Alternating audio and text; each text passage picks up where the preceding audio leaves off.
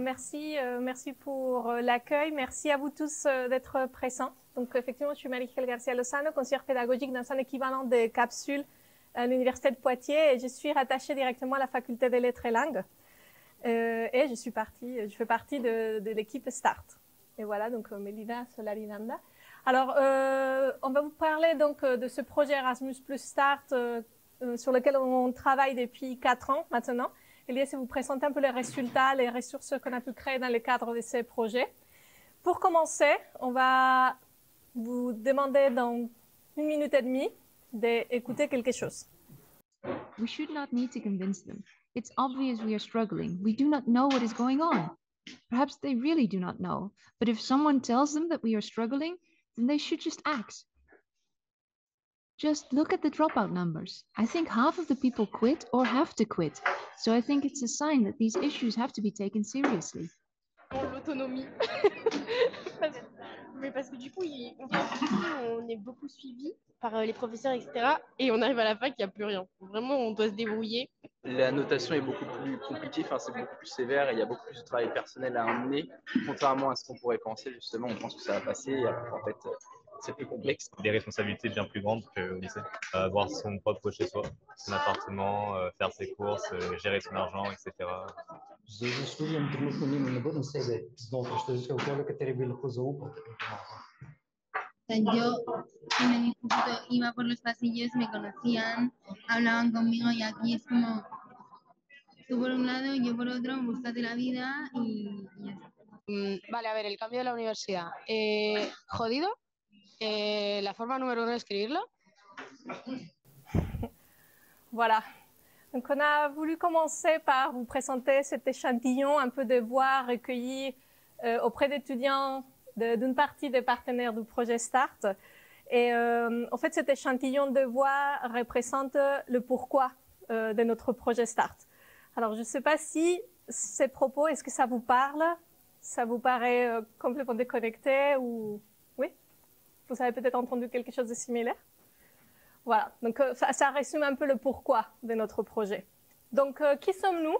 Alors voilà, le projet START réunit 5 universités plus une association. Donc, on est représenté donc, par des collègues de l'Université de Groningen aux Pays-Bas, de l'Université Polytechnica de Madrid en Espagne, de l'University College of Dublin d'Irlande, l'Université de Poitiers en France, l'Université de Ljubljana et donc Education for an Independent World, que c'est une association qui a de la présence dans plusieurs pays et qui gère des projets éducatifs.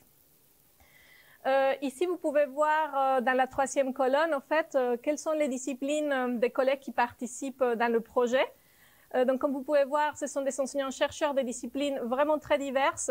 Et aussi, dans tous les partenaires, il y a des personnes un peu avec des postes comme les miens, conseillères, ingénieurs pédagogiques, faculty developers qu'on appelle. Donc, l'idée, c'est vraiment, on est un groupe pluridisciplinaire qui se penche sur cette question. Alors, pourquoi START? Pourquoi nous sommes venus à travailler ensemble sur ces projets?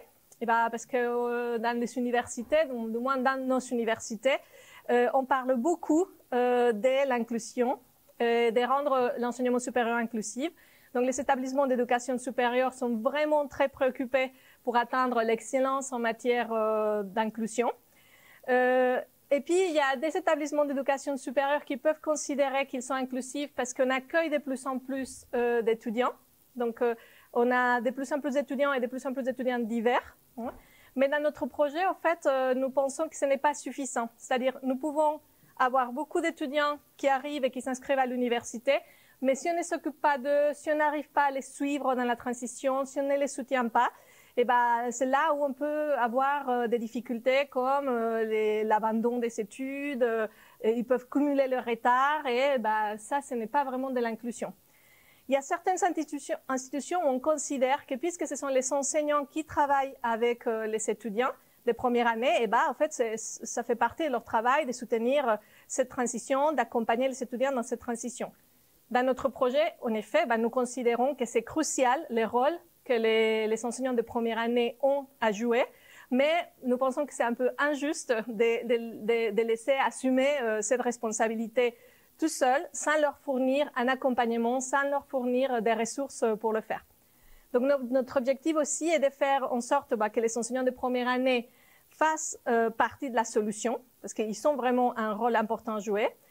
Évidemment, nous ne voulons pas que les soutiens aux étudiants, ça reste seulement pour les services d'appui qui existent déjà dans plusieurs universités, comme les services de santé étudiants, comme les services d'orientation, les services psychologiques, associations, etc. Mais au contraire, en fait, nous voulons que tous ceux qui sont en contact avec les étudiants de première année, qui enseignent en première année, qui interagissent en cours avec eux, puissent disposer des ressources qui soient appropriées et qui puissent développer aussi des compétences nécessaires pour l'accompagnement de cette période qui est tellement cruciale pour les étudiants. Et puis aussi, donc il y a dans les institutions, il y a d'autres personnages, d'autres professionnels qui vont jouer aussi un rôle important dans l'accompagnement et le soutien des enseignants, quel que soit le nom qu'on peut, on peut leur donner dans les institutions, soit conseillers, services de soutien pédagogique, formateurs, ingénieurs pédagogiques, etc. Donc, nous voulons aussi pouvoir proposer des ressources qu'ils puissent s'approprier, qu'ils puissent utiliser pour être en mesure d'accompagner les enseignants pour mener à bien cette tâche. Et voilà. Alors, maintenant, c'est à moi, Melina Solari-Landa. La problématique du projet. On est parti de l'idée que la recherche a mis déjà en évidence toutes les difficultés qu'ont les étudiants pendant la période de transition. Alors, le travail académique, ça veut dire, par exemple, ils ont besoin de plus de temps, plus d'investissement pour faire les devoirs, enfin, les travaux. Ils ont plus de temps pour atteindre la rigueur que le travail universitaire demande. Ils sont aussi en décalage, les étudiants en L1, il y a un décalage entre la compréhension des attentes des enseignants, différentes de ce qui savaient les attentes qu'il y avait de les enseignants au lycée. Et ils ont des difficultés d'organisation, des méthodologies de travail universitaire, ils ont du mal à organiser leur temps. Et à tout ça s'ajoute une couche très importante qu'on dirait que ça ne change pas grand-chose, mais c'est la couche de l'orientation disciplinaire. C'est-à-dire au lycée, c'était général, tout le monde étudiait.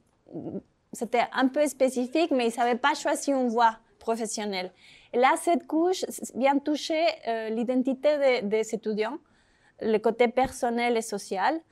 Et ça, c'est super important pour eux parce qu'on voit que ça correspond à une définition de la personne, de l'étudiant qui va être le professionnel qui va devenir après. Et alors, dans cette période de transition de l'élève qui devient étudiant, de l'enfant qui devient adulte, il y a tout un processus d'acculturation en plus à la culture universitaire, que c'est une institution qui a ses propres codes, qui a des codes de communication qui sont différents, des valeurs qui sont différentes, des croyances. Par exemple, la valeur qu'on donne à la recherche, aux résultats de la recherche, c'est beaucoup plus poussé à l'université qu'au lycée. Et par exemple, tous ces types de codes, vous le savez bien, c'est des codes qui peuvent être transmis en fonction de l'origine sociale, du capital culturel. Et alors, ça nous donne des inégalités quand on n'était pas pareil, tous les étudiants. Ça, on le sait bien. Ce sont des inégalités économiques et culturelles qui, par exemple, on observe, et la littérature nous montre que pour prendre la parole dans un auditorium, il faut avoir les codes, il faut bien pouvoir s'exprimer et pour poser des questions, quel type de questions. Ce sont des choses qui peut-être sont très subtiles, mais qui sont importantes et la recherche le dit. À l'échelle européenne, la OCDE, en 2019, dans un rapport qui s'appelle Education at a Glance, a fait un peu l'état des lieux des étudiants dans les pays. On a récupéré ici les pays qui sont dans le projet. Et on observe qu'aux Pays-Bas, il y a 12% des étudiants qui abandonnent au cours de la première année.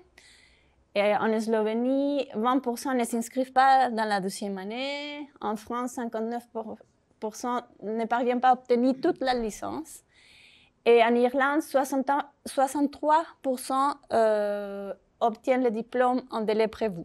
C'est-à-dire que c'est des données chiffrées, quantitatives, pour vous expliquer que l'intégration, c'est que je pense que vous savez déjà, l'intégration ne veut pas uniquement dire être à l'université. S'intégrer à l'université veut dire aussi obtenir un diplôme, avoir dans un bon temps d'achèvement du diplôme,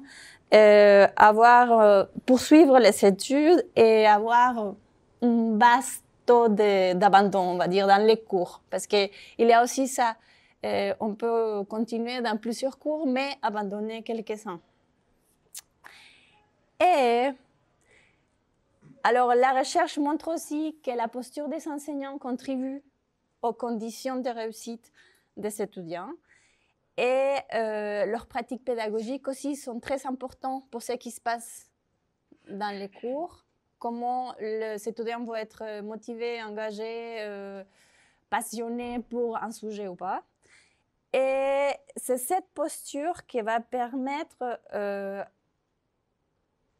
que les étudiants se voient deviennent des étudiants au lieu des élèves plus actifs. Alors, cependant, on a vu, comme Marie-Helle vous a déjà un peu parlé, qu'il y a surtout des dispositifs de formation, d'intégration régulièrement orientés sur les étudiants. C'est-à-dire, on travaille beaucoup avec les étudiants de première année, les lycéens, mais on ne travaille pas avec les enseignants qui travaillent avec les L1.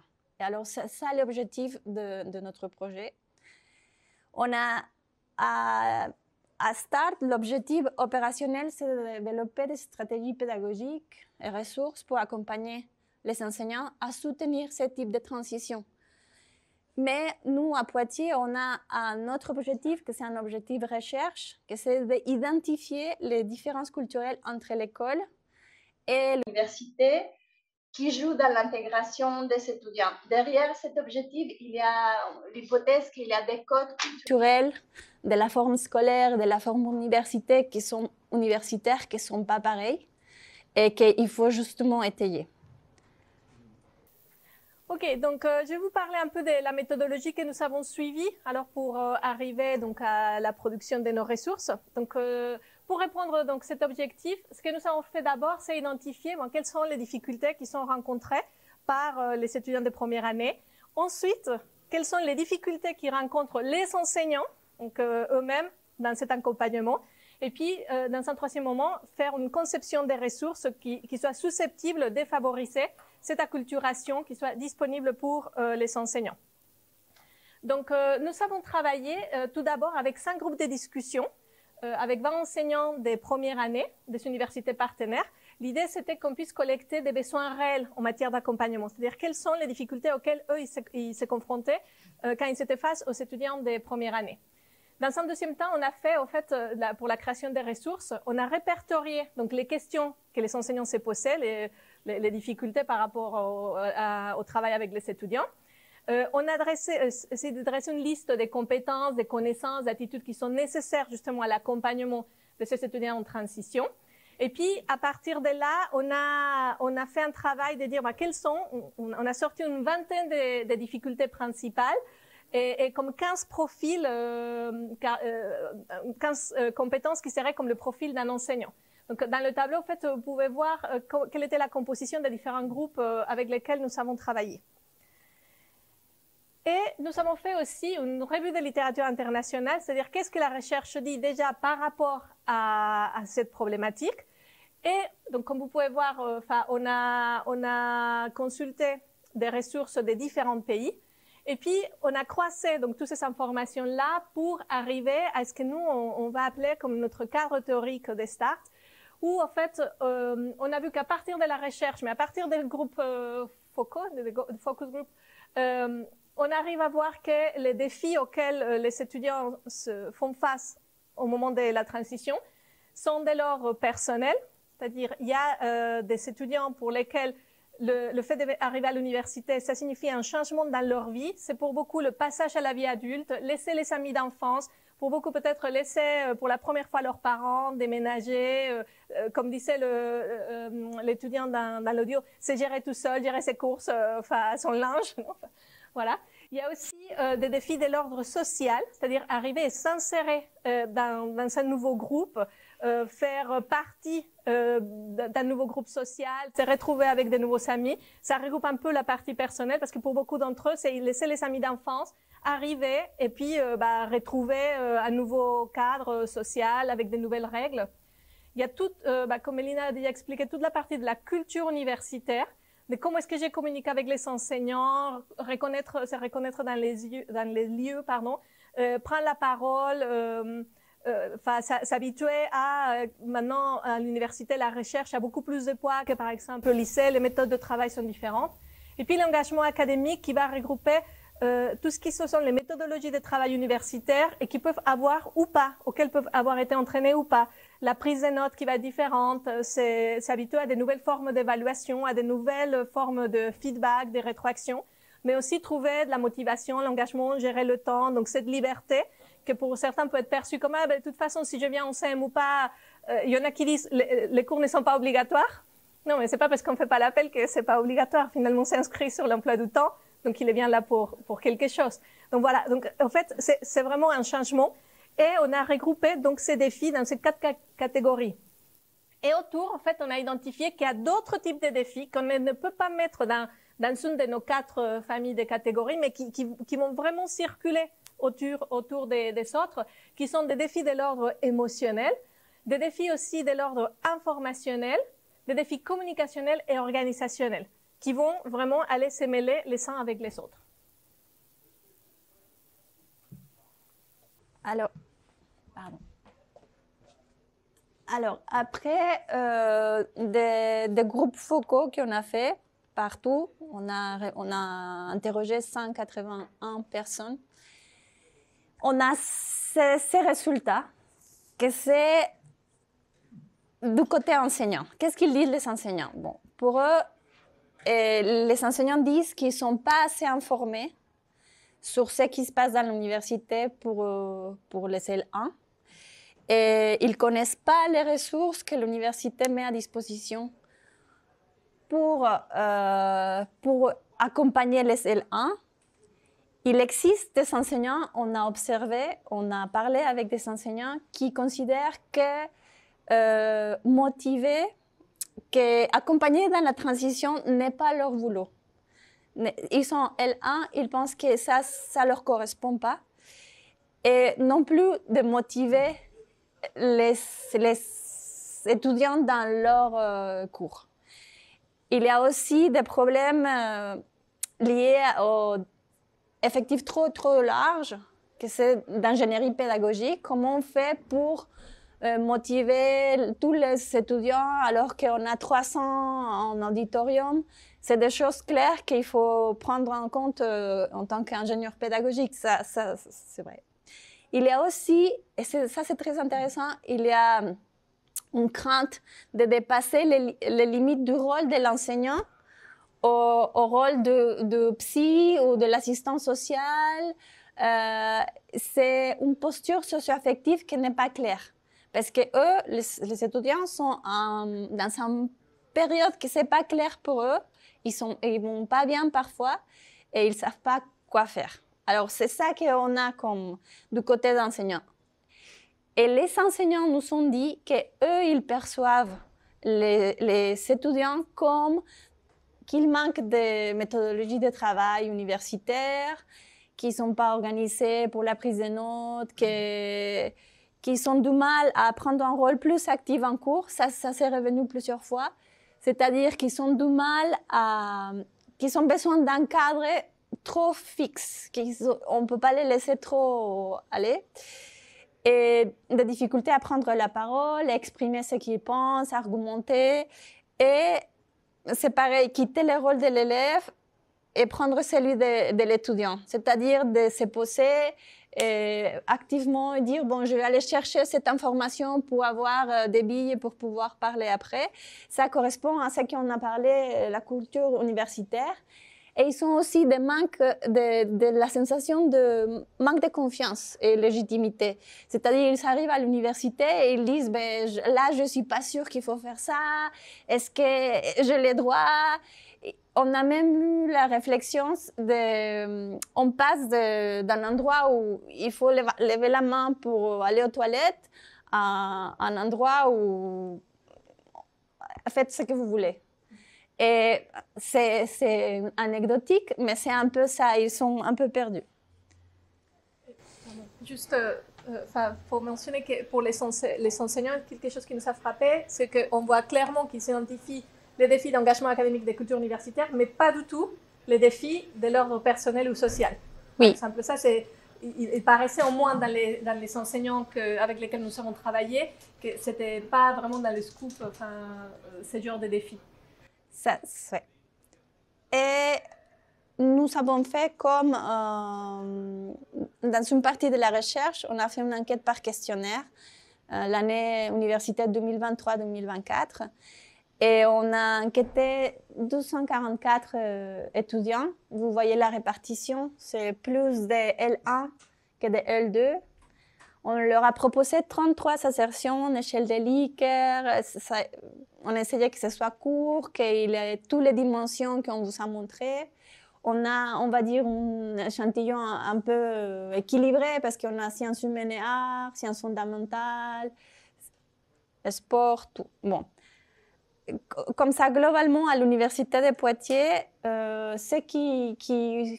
les étudiants disent qu'il leur manque le plus, c'est de l'ordre d'engagement académique, c'est-à-dire développer les stratégies d'apprentissage pour combler justement le manque de travail et de connaissances, des méthodes de travail, pardon. Après, bien la culture universitaire, ils ont du mal à s'adapter au nouveau rythme des cours.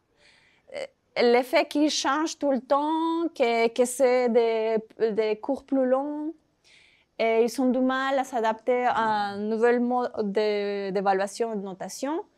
Communiquer aisément dans les cours, c'est qu'on vous a déjà dit plusieurs fois, et être autonome et actif. Alors, c'est-à-dire que ça, à l'Université de Poitiers, correspond à la revue de littérature qu'on vous a déjà montrée. Et du côté personnel, ils ont vraiment du mal à trouver un équilibre vie personnelle et vie étudiante. C'est-à-dire que ça existe vraiment. Ils ont un ressenti que c'est des défis les plus importants qu'ils sont. Et de l'ordre social, on ne dirait pas, mais ils ont du mal à s'adapter socialement au contexte universitaire, c'est-à-dire aller vers les associations, au début de se faire d'un groupe d'amis, un groupe de soutien académique même, parfois, et créer des liens entre les étudiants de la promotion. Alors, est-ce que vous pouvez vous reconnaître dans ces résultats? Là, on veut avoir votre avis. Et est-ce qu'il y a des résultats qui sont particulièrement propres à votre université que vous avez observés ici? Vous avez des commentaires? Ok. Donc, donc on arrive donc après tout ça, qu'est-ce que nous avons produit? Alors, en fait, donc, on start, nous avons produit 4 résultats, on va dire. Le premier résultat, on appelle ça un toolkit, une boîte à outils. C'était pour essayer de répondre à cette question, pourquoi ceux qui enseignent en première année ont un rôle particulier à jouer? Alors, dans cette boîte à outils, on a voulu mettre donc tout ce qui est ce que nous avons retrouvé par rapport à la recherche, des ressources, vraiment c'est pour la sensibilisation des enseignants à la problématique. Il y a des verbatim des étudiants aussi. Il y a une section qui a été conçue pour des personnes un peu comme moi, ingénieurs pédagogiques, avec une idée en disant, bon, si demain ma responsable me disait, Marie-Helle, tu dois animer demain, faciliter un atelier sur la transition, quelles ressources clés en main j'aimerais avoir juste pour télécharger, pour modifier. Donc là, on a mis ensemble des ressources qui peuvent être réutilisées dans des réunions, dans des actions de formation. On a mis aussi donc toutes les ressources que nous avons utilisées auprès des enseignants chez nos partenaires. Donc à chaque fois, pendant ces 4 ans, on s'est réunis 2 fois par an et à chaque fois, on animait des actions de formation auprès des enseignants de l'université d'accueil et on a mis tout notre matériel là-bas. On a aussi une section qui est pour mieux connaître vos étudiants. Donc, je suis déjà sensibilisée, mais peut-être que ça m'intéresse d'identifier un aspect plus particulier de mes étudiants. Donc voilà, il y a des ressources aussi pour peut-être proposer aux étudiants particuliers. On a dressé une liste. Là, on n'a pas été très loin dans la production des ressources, mais on a identifié des groupes qui soient plus vulnérables ou qui soient plus concernés par certains défis que d'autres. Par exemple, les étudiants de première génération, par exemple, les étudiants internationaux qui vont être plus touchés par certaines difficultés que d'autres, les étudiants travailleurs, les étudiants qui sont pères ou mères. Enfin, donc voilà, il y a ces groupes-là, on en a identifié une dizaine, ce n'est pas exhaustif, et on a essayé d'identifier quels sont les défis qui les touchent le plus à eux. Et puis, il y a une partie dans ce toolkit aussi qui est un peu plus comme pour engager, pour motiver, où on essaye de passer le message de pourquoi c'est important que les enseignants des premières années soient sensibilisés à la question et qu'ils prennent en considération quel est leur pouvoir qu'ils ont pour faciliter cette transition-là. Ensuite, donc on a essayé de répondre à une deuxième question, c'est comment je peux aider mes étudiants de première année à s'engager, à persévérer, à réussir. Et là, nous avons créé un manuel d'activités avec des scénarios pédagogiques et des activités qui essayent de répondre vraiment à des questions qui ont les enseignants. Donc ici, l'idée, c'est proposer des choses qui peuvent se mettre en place dans leur pratique quotidienne pour dire, voilà, j'ai pas besoin de changer tout mon programme, mais peut-être que l'introduction d'une certaine activité pourra effectivement aider à cette transition ou déclencher, à faciliter une transition ou déclencher quelque chose chez mes étudiants. Et ça passe vraiment par des activités pédagogiques. Donc, à nouveau, on ne va pas se substituer aux psychologues ou aux assistants sociaux, mais c'est vraiment le travail qu'on peut faire dans nos cours. On a une troisième ressource qui répond à la question dans quelle mesure donc je suis prêt à soutenir les étudiants dans leur transition. Et là, nous avons des outils d'autoréflexion. Donc là, enfin, on a dit, bon, je suis déjà sensibilisée, j'ai déjà aussi un manuel d'activité, donc maintenant, à quel point je me sens capable, je me sens en mesure de vraiment les accompagner. Et on a, comme vous allez voir, 2 versions d'un outil vraiment d'autoréflexion pour les enseignants. Et puis, une 4e partie qui est plus pour ouvrir un peu le dialogue avec le milieu secondaire, c'est-à-dire qu'est-ce qui est nécessaire pour réussir dans l'enseignement supérieur et comment est-ce qu'on peut le faire savoir aux futurs étudiants. Parce qu'il y a aussi un travail de communication à faire avec le préuniversitaire. Alors, donc, aujourd'hui, on est là donc, pour vous présenter nos ressources. Et donc, pour cela, en fait, on vous propose, on a préparé un petit jeu d'humour pion. Et donc, si vous allez sur c'est pour ça qu'on vous a demandé d'apporter vos ordinateurs. Donc, si vous vous connectez sur le URL que vous savez dans la partie supérieure. Alors, en fait, le principe du jeu de morpion, bah, vous connaissez, non, c'est réussir à faire une ligne soit horizontale, soit verticale, soit diagonale. Alors, on va vous demander de toujours commencer par l'encadré qui est au milieu. On va commencer ici. Et à partir de là, ce qu'on veut, c'est que vous alliez cliquer dans les cases pour faire une ligne. Mais bon, enfin, après, vous pouvez faire autant de lignes que possible. Alors, on vous demandera, si possible, de travailler en équipe. Vous pouvez faire soit des binômes, soit des groupes de 3. Alors, est-ce que vous arrivez à vous connecter? C'est bon? Non? Ah bon? Ok, alors, normalement, quand vous entrez, vous allez voir ça. Donc, on vous demande juste vous travaillez en groupe, de mettre, une personne sera le secrétaire, de mettre un nom. Ok, donc là, je vais mettre le mien, juste pour vous montrer. Et puis, je vais remettre l'URL. Ouais. Et puis, vous allez juste dans la version français. Donc, quand vous cliquez sur la version français, donc là, vous savez à nouveau les instructions. Et si vous cliquez sur jouer, vous allez pouvoir commencer à jouer. On vous demande juste de commencer par le milieu. Oui. Et ensuite, sélectionner les cases que vous voulez. Voilà. Et puis, on vous demande de renseigner vos réponses. Donc, à chaque fois, vous allez avoir une question. Et puis, vous allez découvrir la ressource. Et puis, on vous demande juste qu'une personne puisse renseigner la réponse. Oui, je vais donner le lien. Voilà. Et on va vous proposer de vous donner 40 minutes. Une quarantaine de minutes et après, voilà. Bien, on va peut-être reprendre. Non?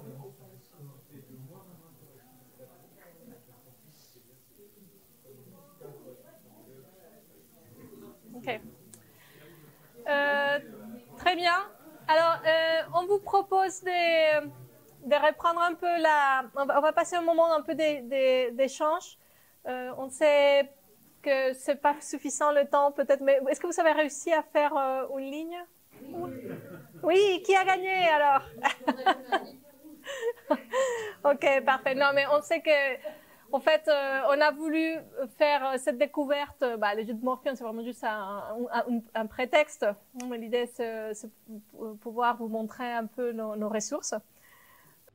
En guise de conclusion, parce qu'on sait ce que vous dites, on l'a déjà entendu, on sait que pour l'inclusion des étudiants L1, les étudiants doivent être accompagnés, les enseignants jouent un rôle très important. Et pour ce faire, les enseignants doivent être informés sur la nature des difficultés, ce qu'on fait ici. Il faut dédier du temps pour la mise en place des ressources d'accompagnement, on est tous d'accord. Il faut des changements structurels, que l'institution aussi donne un peu de temps pour ce type de mise en place des ressources. Que les ressources soient utiles, adaptables, personnalisables et que le travail d'accompagnement dans le processus de transition soit reconnu par l'université.